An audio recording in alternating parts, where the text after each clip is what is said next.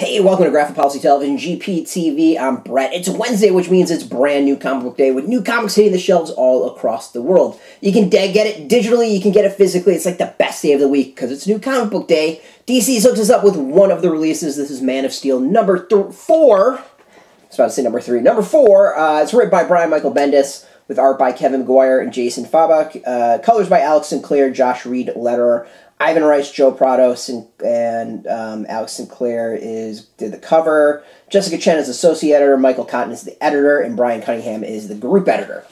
Basically, this is the big fight.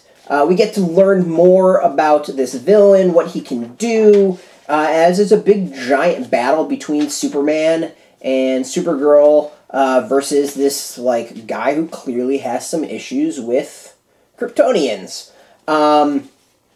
It's interesting that there's a lot of punching. We get to see some different abilities. You know, what I actually kind of dig about it is that it's a lot of internal monologue for this Man of Steel as he works through who this villain is, what he's observing, how is he going to fight. That part of it I think is actually really fantastic. It's very different, just the kind of the narrative that's at least kind of special in some way and stands out. But you know, it's a battle. Battles are pretty standard. It really felt like Doomsday Battle, except, you know, we actually get a narrative of what Superman's thinking throughout it, and him working through how to defeat this enemy. So there's that. We also learn a lot about the enemy, a lot more. And the other big thing is we find out what happens, or what sort of happens to Lois and Jonathan. It's something I actually kind of thought about and was one of my predictions. Something that comes back from the past. It's very interesting to see where Bendis goes with it. I'm not going to spoil it because we don't do spoilers here. We're not that sort of site. You're going to have to go elsewhere for that. And it's interesting. Again, I want to say, I've said in other videos, if you plan on spoiling it, your comments can get deleted and you probably will get banned from the site as a whole. We don't put up with that, and it's kind of shitty to do. So it's a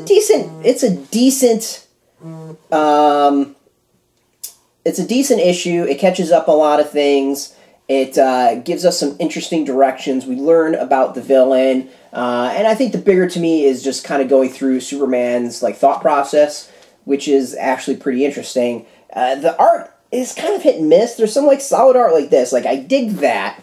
But then there is some issues with, let's see if I can find it. There was there's Hal Jordan shows up basically, and just Hal doesn't look very good. Well, yeah, we're not going to show that because that's going to spoil things. Yeah, that just doesn't quite look all that great as far as Hal and Green Lantern. Something just kind of feels a little off on it, the face-wise. So that's about it. The art is decent, but there's some things that just feel really off.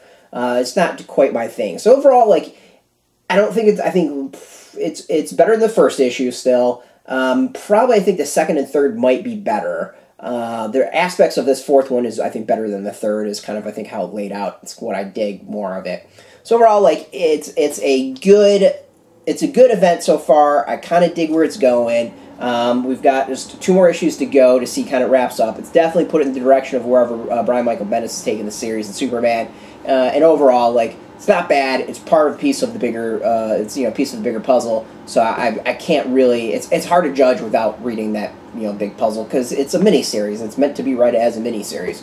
So yeah, it's an enjoyable issue for the most part. There's some really good aspects to it, but for the most part, it's a big punchy issue as well. So yeah. If you like this, it's out in comic shops today.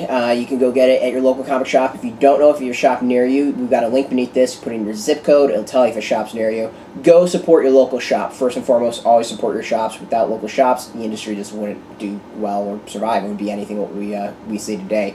If you don't have a shop near you, we have affiliate links. They are affiliate links, so we do get a small percentage of that. But by doing that, you help support our site, so I want to thank you very much for that.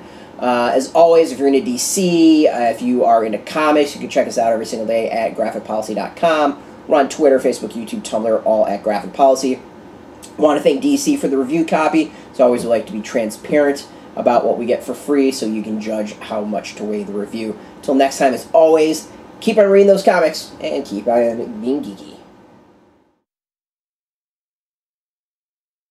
Hey, thanks for watching the previous video from Graphic Policy Television. Just by watching, you help support our site. Thank you so much. Now, if you're watching these videos, you probably care about geeky things like movies, television, comic books, toys, games, video games, you name it. You can go and subscribe right now to our YouTube channel to stay in touch and catch all the new videos, or check out our website at graphicpolicy.com. There's a nice link on this end of the video. But as always, thank you for watching. Keep on rocking and keep it geeky.